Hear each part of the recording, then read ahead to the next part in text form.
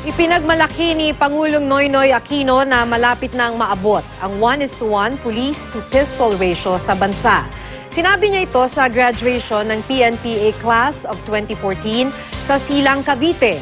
Ayon sa Pangulo, bumili na ang gobyerno ng mahigit 74,000 pistol o baril para sa mga pulis sa bansa. Naipamigay na raw ang iba sa mga ito. Bibili rin daw ang gobyerno ng mga karagdagang armas, patrol jeep at mobile radio para sa mga pulis at mga jail guard.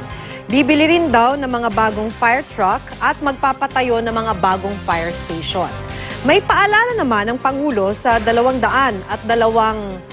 kadete ng PNPA Class Mandila Ab.